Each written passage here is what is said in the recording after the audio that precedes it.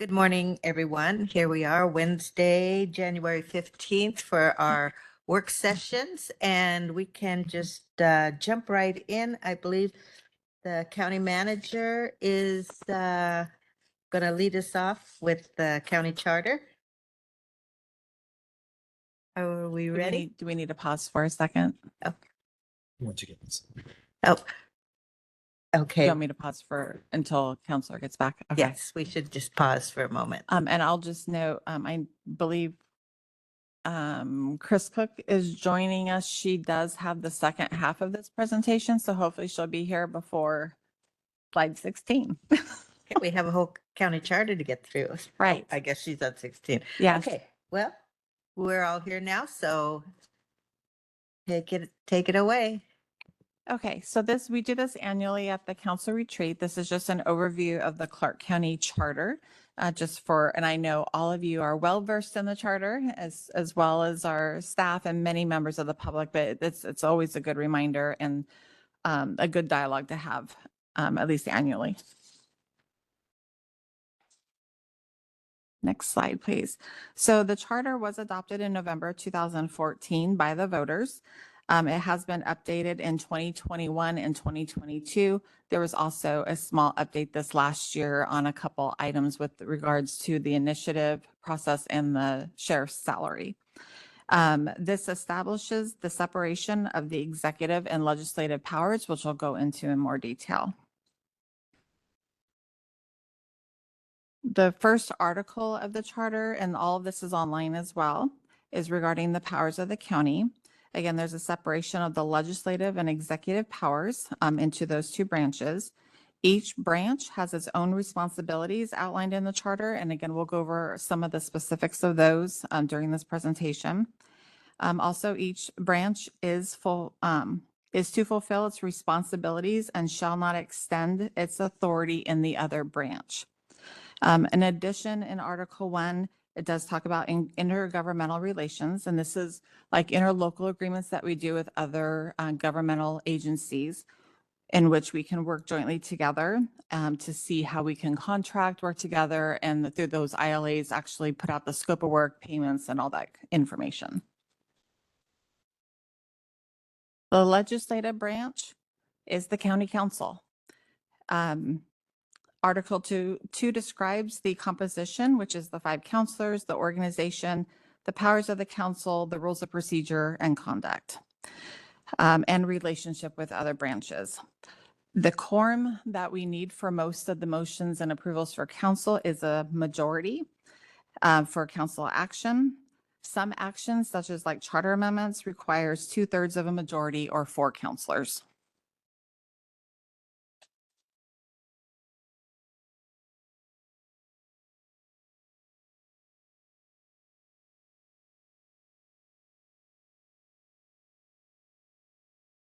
Sorry, just trying to I'm moving a little quick and I want to make sure that we have Chris coming in. So we're just trying to get a hold of her.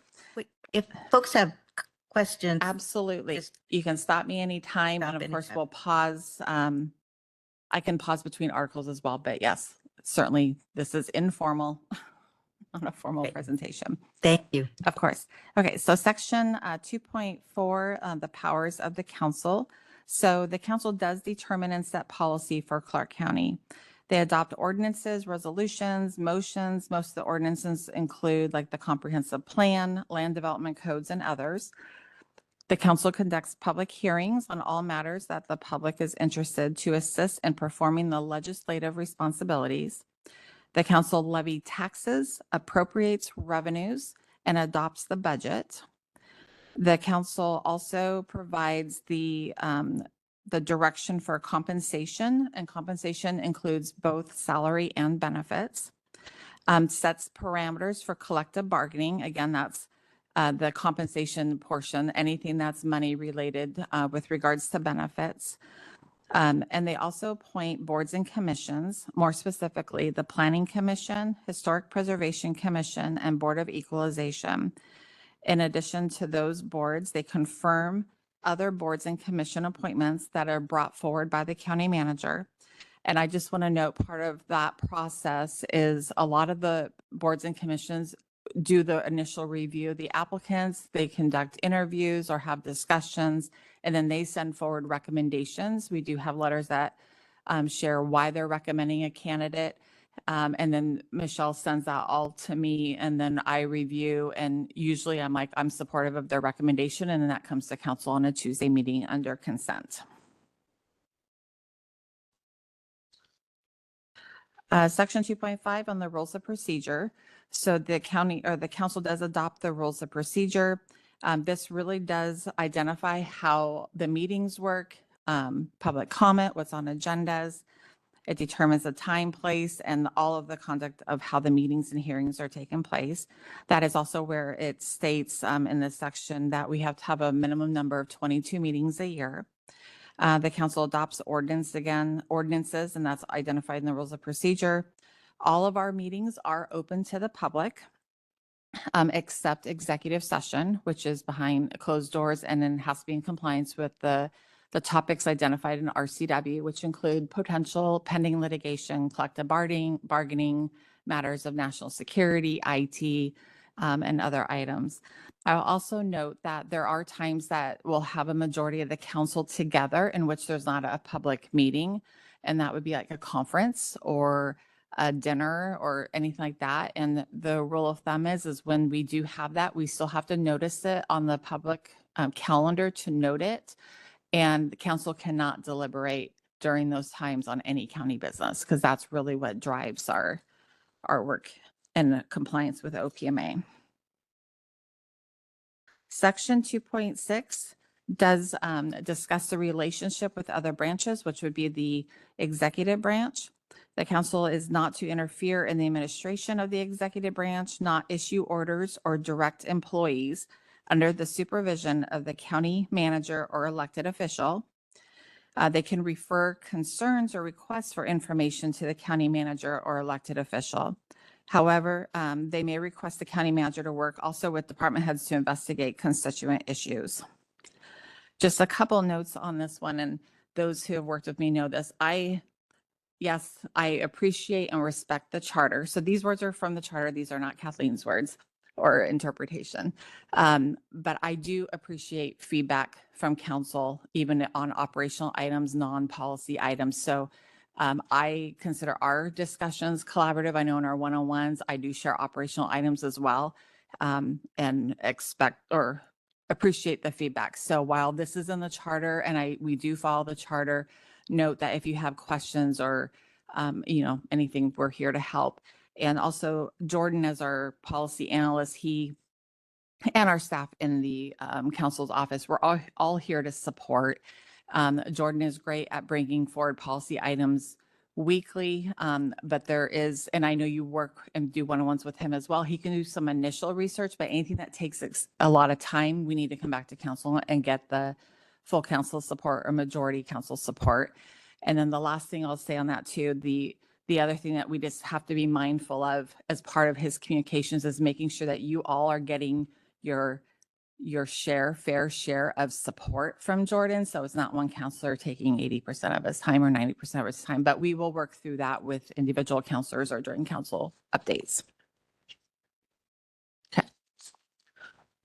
Any questions on Article 2 about the powers of the council before I move on to the executive branch? And you can ask questions later as well. Not hear anything? Okay. So Article 3 does identify the executive branch, which consists of the county manager and the 6 separate electeds, which are the assessor, auditor, clerk, prosecuting attorney, sheriff, and treasurer. And again, I just put this is the same presentation. I think I just updated the dates that we've had the last 3 or 4 years. And it just states in there again that council members shall not interfere with the administration of the executive branch. Section 3.2 discusses the county manager. The majority of the council appoints the county manager. There was a charter amendment passed in 2022 that when the county manager position is vacant, that the council will consult with the 6 separate electeds. The separate electeds do not have a vote. They don't have a say, but they were wanting, or the Charter Review Commission and the community passed this, just to get feedback from them. The council establishes the employment of the county manager by writing. This is the only position within Clark County that is by contract. And the county manager is not subject to the human resources policies unless it's in the employment contract and agreed upon by both parties. The powers and duties of the county manager. The county manager is considered the county's chief executive officer. They do supervise all the administrative departments, prepare and present the budget to council, and know that the county manager, I will say, representing this position on the budget process, I just have the honor to share our staff's work and the elected department's work and bring that forward to council. So they are the ones that are doing the work. I just am very grateful to be in a position to share the good work that they're doing.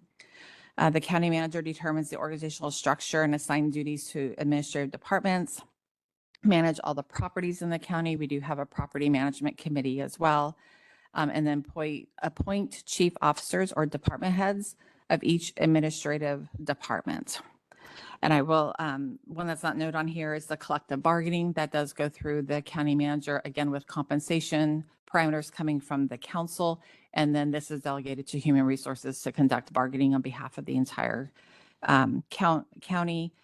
And then Oliver always kindly reminds me in here, and maybe I left it off here on purpose, that the comp plan updates, the county manager is the one supposed to be presenting that.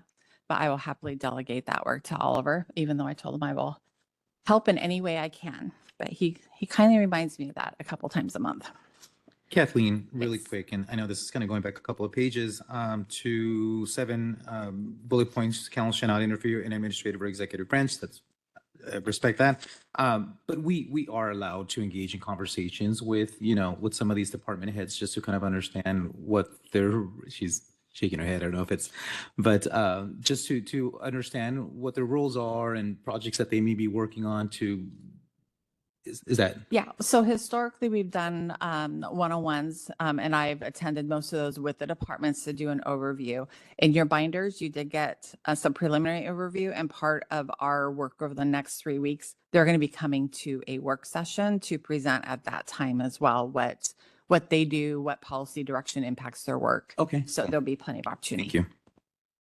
And there are many times that there's complicated issues. I'll bring them in on our one-on-ones, or we can schedule separate meetings regarding different issues with departments and council. And you can request a one-on-one if there's something that you're interested in. You can initiate that with the county manager. Okay. Thank you. Of course. Okay, so the executive elected officials, again, they're also considered part of the executive branch. It includes the 6 I just stated. They appoint all of their employees or their deputies and employees in their offices. They do have to comply with human resources policies. However, there is an option that they can adopt some of their own HR policies, but in the absence of that, it has to be our HR policies. And this does not include any HR policies with regards to compensation, salary, benefits, which is under council's purview. And I would say most of our offices don't deviate from our HR policies. The sheriff's office does have some of their own procedures that are very specific to their operations, but most of them follow all of our HR policies.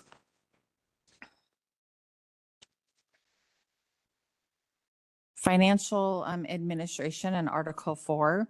The county manager is considered the chief financial officer for the county. Each department and office prepare their budget requests. And when I say office and department are under the county manager. Office is elected offices. So we try to be respectful of those distinctions. The auditor is responsible per RCW for the financial administration. What they do is they do our financial reporting. The council will get monthly emails that I will forward from the auditor's office on some of our financial information. In addition, the finance director and his team, so Mark Gassaway and his team, do provide quarterly updates on how our revenues are doing on our major funds and expenditures as compared to budget. And those come forward during council time quarterly. That we don't do one at the very end of the quarter because we don't close until February. And so as soon as we have those numbers for year end for 2024, we'll be putting that on an agenda so you can see how we ended the year.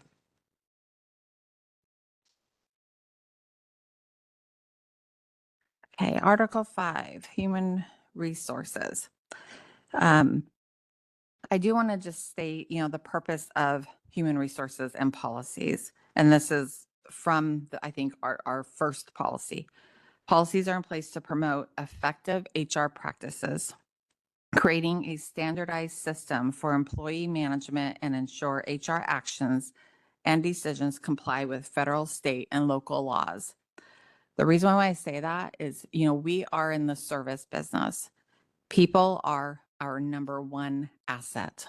And if we're not doing, it is our responsibility to ensure that every employee is set up for success. And part of that is to have consistent application on how we're addressing items. Without that, it creates a liability, and then they can become our number one liability.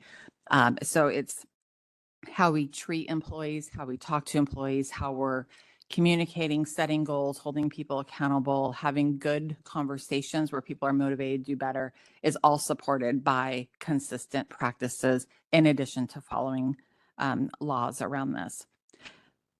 The overall design, again, for council authority is the compensation policies, the merit pay and step increases, that's the wage adjustments. So annually for non-represented council, we'll consider the following year's wage adjustment.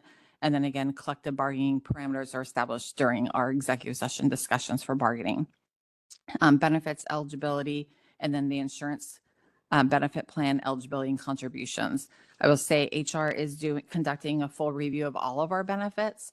Some of them will need council direction after they get the review done. We'll be bringing it back to council for discussion and direction on moving forward with that. All the non-compensation benefit items in the HR policy are under the county manager authority. Okay, county manager authority under HR, develop and implement and administer the HR policies, again, with the understanding that council provides direction on some of those. And then, and I just stated this, I didn't realize I had it on the slide, but yes, the rest of the policies that are in our HR manual will be under the county manager's authority. Okay, elected officials. So employment and status of an elected official on Article 5.6, and I will say this does not include everything in the charter. It is a higher level key things, but I always encourage people to take a look at it as well. No county elected official can hold any other office or employment within the county during the term of office. Section 5.7 talks about privilege, that county elected officials, appointed officials, and employees shall not use their position to secure employment or privileges for themselves or others, as well as solicit or accept any benefit, compensation, profit, or advantage directly or indirectly out of the county duties and responsibilities.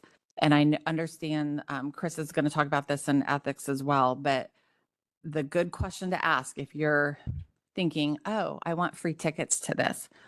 Why would we give you free tickets? If it's because of your position on council, that's ethics and that's a privilege. That's using your position for personal gain, or obtaining free fireworks from a vendor, or, just different things. If you have a question, ask. It's always easier for us to help on the front end than maybe to, work through that process. But that's the rule of thumb. Why am I getting this? Oh, it's because I'm a counselor and you can't.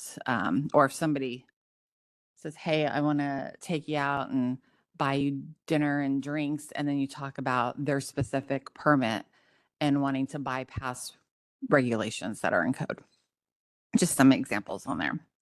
And also just want to note it in this section as well, the elected officials' salaries and compensation is addressed, including the council. So it is the base salary of when the charter was approved, and the council salary is adjusted based on the state legislator changes. The most of the electeds are also have their base salary, and theirs is tied to the salary commission, the state salary commission. So any adjustments there, and with the exception of the judges and the prosecuting attorney, which is identified in RCW.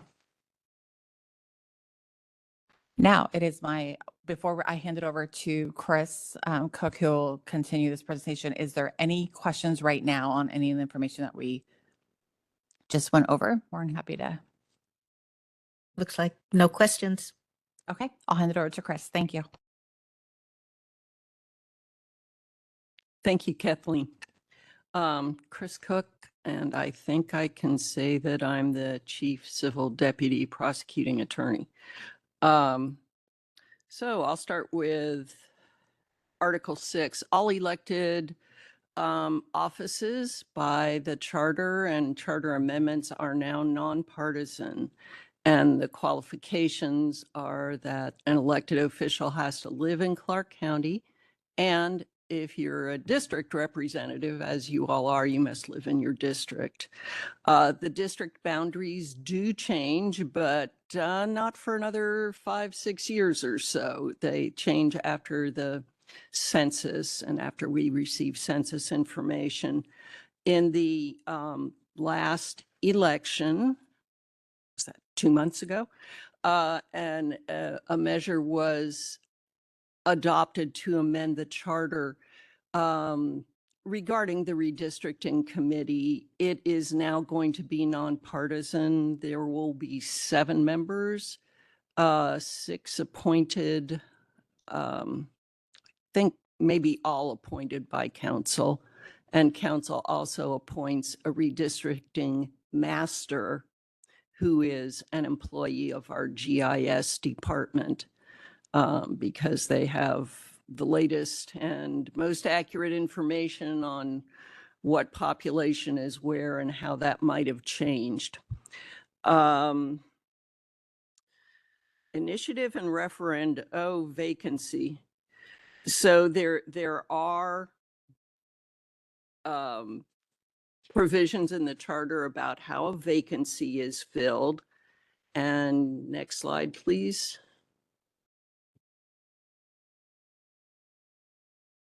And those provisions were changed again by charter amendment in 2022. So if there is a county council position that's vacant, that is filled by the majority, unless there has been an election since the vacancy, in which case the newly elected person in general fills that vacancy. Initiative and referendum, these are interesting provisions that have changed every time the charter has changed. The initiative is the people's power to adopt a measure themselves by election. The mini initiative is the people's power to require that council consider adopting a measure. And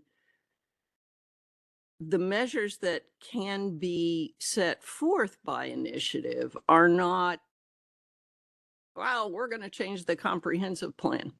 They're only measures that are consistent with state law. The people do not adopt a comprehensive plan ever. And that is in state law, your authority. So the people can't tell you to change it. So that is the big question when initiatives come up is, well, is this something that can really be done? The mini initiative, likewise. Referendum has to do with the people taking a look at what council has adopted. And then the recall would be, oh, I'm sorry. And the recall would be, yeah, that's better. If someone is concerned that a council member either is not doing their job or is doing their job in an inappropriate way. So those two words in the case law are called misfeasance and malfeasance. Misfeasance is you just don't do it. Malfeasance is you're doing it wrong. And so some of these ethics questions, for example, might be the basis for a recall petition under malfeasance. Now, do you have a question, Chair? Well, you can finish your sentence. but Thank I- you. I have a question on this page. Okay. In the last election, the initiative process was, no, I guess it was the one before that. The initiative measure lost in our last election. Before that, the initiative process was broken down, once again by charter amendment, into initiatives that affect the whole county and initiatives that affect only the unincorporated county. And if an initiative affects only the unincorporated county, the signature gathering requirements are also for the unincorporated county. If it affects the whole county, then the petitioners can get their signatures from anywhere. So, yes. Yes, and related to the initiatives, if something would have a fiscal impact, is that something that is allowed or is there some requirement that an initiative cannot have a fiscal impact, impose a fiscal impact? No, Is there is something no like such that? requirement. The initiative measure that was defeated in the last election would have required, I think, a fiscal impact statement. And that was very narrowly defeated. And on the previous page related to vacancies, when there is a city council vacancy and there is not a majority within the city council to appoint someone, does that decision then fall to the county council? No, that is not in your jurisdiction, I believe. Did it? I was thinking of Oh, battleground. okay. I'm sorry, Chair, that could be so.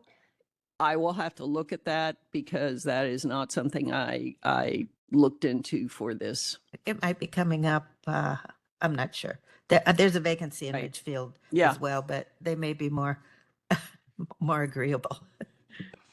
Thank you. Okay. You're welcome. All right, Article 8. There is a lot in Article 8. And it has to do with everything from how an ordinance is adopted to the code of ethics. So 8.1, 8.2, and 8.3 discuss the ordinance general provisions.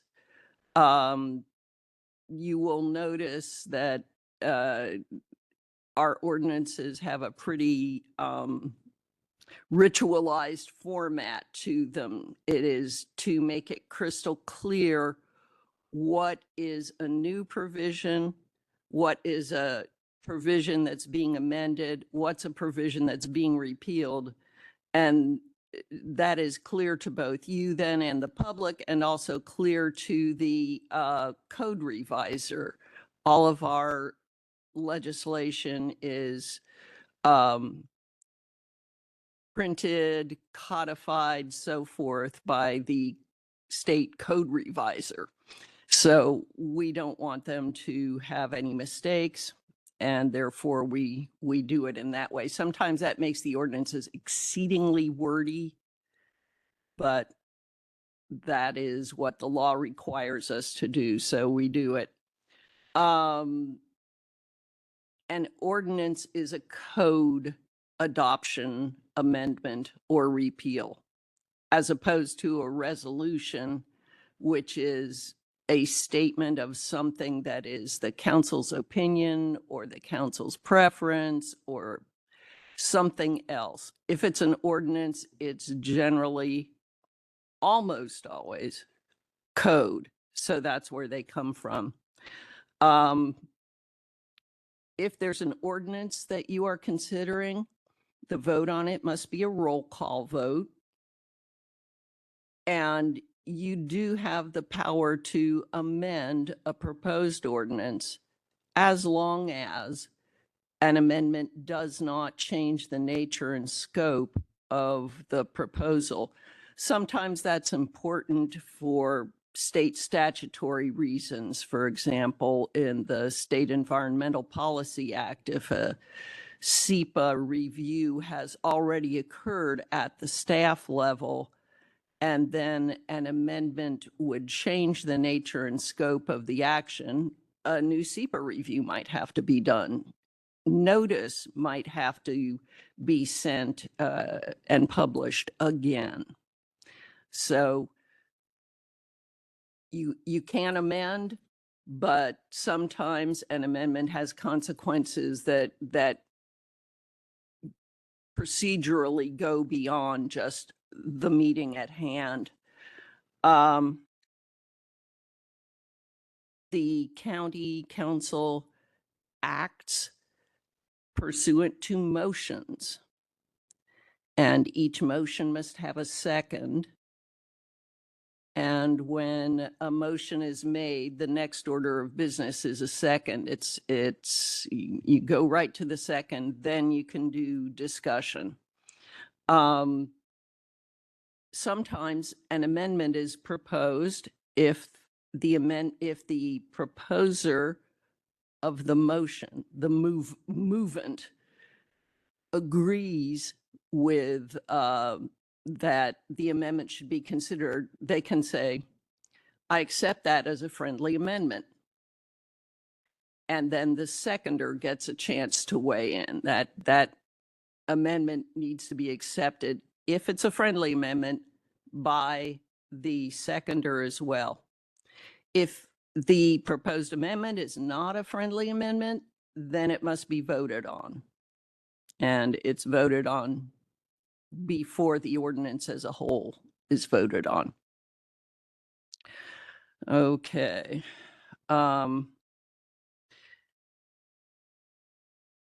We post, or staff posts the agenda and particular items for consideration by the council in advance of the meeting.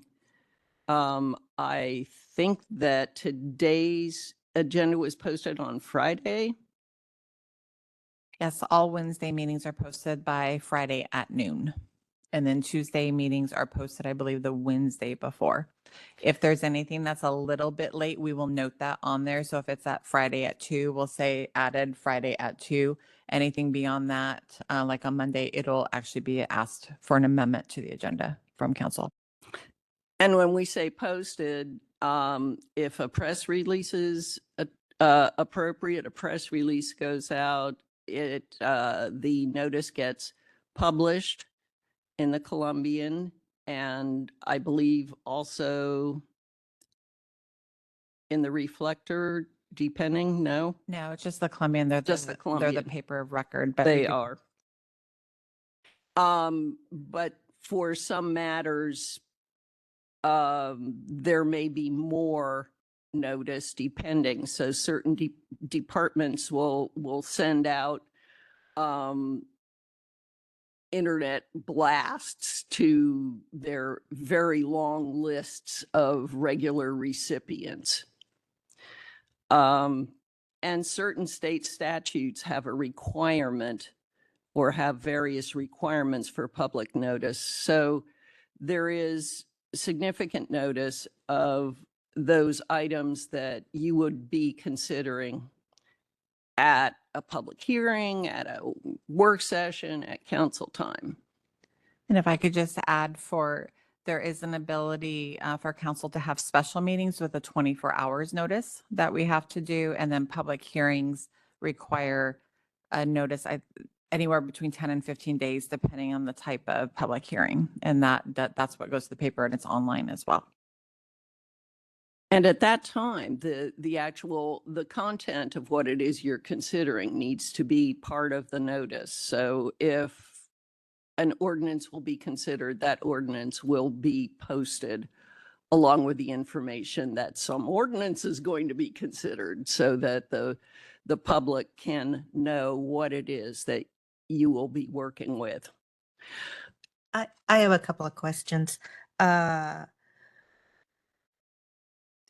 amendments to code, if there is an amendment that just comes up while we're discussing it, deliberating, does that may or may not be in the scope, does that get decided by our attorney on the spot, or how would that operate? That would not be my decision. I think that would probably be something for the attorney to advise you about. But I think that is probably the chair's decision. That's good to know. Congrats. And Chair Marshall, are you talking about where it would be placed in the current code? I'm talking about if we're discussing a code change and someone brings forward an amendment that, and the decision about whether or not it's in the scope of the subject. So that would be advised by the attorney and the decision would be made by the chair. Yes, those- I think that's correct. There are some departments that, because amendments are very common, don't actually suggest that council adopt the ordinance itself, the written ordinance, at the same time that you consider and approve the subject matter of the ordinance. You'll see that, for example, that often happens with community planning. And they will come back at the next meeting with a public hearing, but they will come back at the next Tuesday meeting with the actual written ordinance that has all the ritualistic formatting to it. And generally, there's no changes to that. Is that correct? Or there could be? That would be up to the council, but if what you have adopted and approved is what's on paper, then it would require probably some reconsideration. And don't use that term in its technical sense, but it would probably require some new action Right. to deal with that. Okay, but So in that sequence of events, where does the public hearing occur? the public hearing occurs when they come to you the first time and say, we want to have an ordinance to adopt this code. That's when the public hearing is, unless the amendments are such that there is a significant change in what is being considered, then it usually comes back on separate business for adoption or even consent. Great, thank you.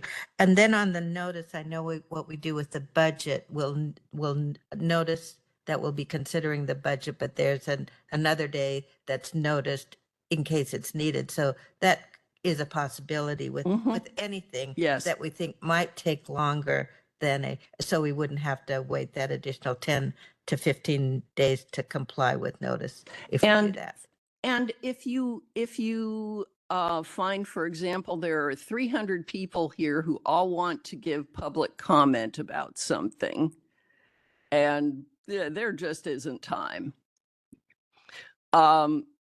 you may continue a public hearing to a date, time, and place certain without renoticing it. So that could occur a week later rather than 10 to 15 days later. Thank you. Any other questions? Yeah, I just had a question about the 24-hour notice. What kind of decisions go under that? Well, that's for a special meeting, and a special meeting is a meeting. So you could have a public hearing then, unless state law requires that there be a longer notice period for it. So public hearings, special business. Yeah, we did this a lot towards the end of last year when we we're talking about the levy lid lift options, just because we had a timing issue on when we had to get something to the auditor's office for a ballot measure potentially. So we would say, okay, we're going to do a 24-hour special meeting just for that specific topic.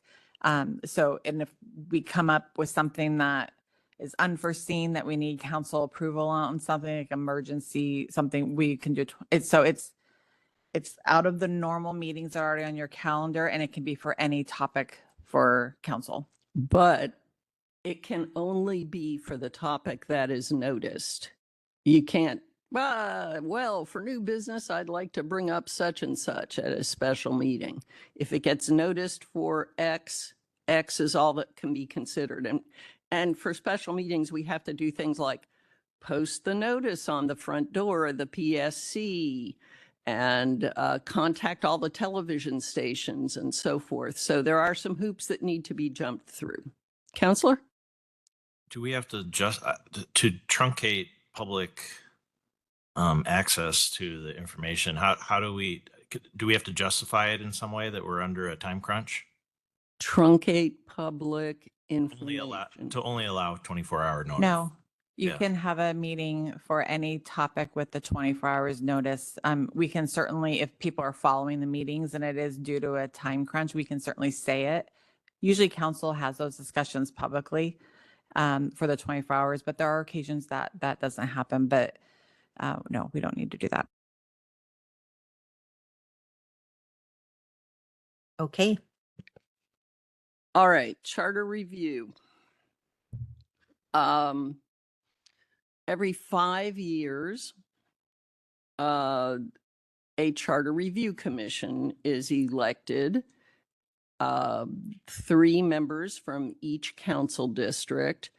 And the Charter Review Commission meets over a period of time and suggests or not amendments to the charter, which are then considered at an election. And after they do that 1 year, then they do that, the same commissioners also have another year. They have a second bite at the apple where they can propose different amendments or even propose the same amendment if it failed the first time. I think our next charter review commission is this year. So I think the election will be this year. And are all commissioners elected in the same election cycle? Yes. Okay. So that is by far the most common way that the charter has been amended. Our charter is relatively new in the state. It went into effect, I think, in January 1, 2016 or thereabouts. And there are some items in the charter that, upon trying to work with them and further reflection, didn't work out that well. So the charter review commissions have proposed a number of amendments. Charter amendments can also be proposed by council, and they can be proposed as measures by the public. So, Yeah, really quick. Why, in the same election cycle, why isn't there any overlap to ensure continuity? I'm sorry, maybe I am misunderstanding what you're asking there. I'm asking if all charter review commissioners are elected in the same, you said that they were up for election this year, right? And if I remember reading correctly, they're all up for Yes, election. Why isn't there overlap? there is no charter review commission. There there is no Charter Review Commission right now. They only exist while they are working. I see. Okay. The term is for 1 year. Two. Okay, 2 years. Okay. So once everything's on, because last time they kept meeting before and they put on stuff over 2 different periods, but I thought they had to have everything done by the first year. But they proposed an amendment. Okay, so that which changed. So I their think- term I is think was- is now 2 years. It's limited. Okay. Got it. Thank you. You're welcome. All right, that is it on charter unless you have questions.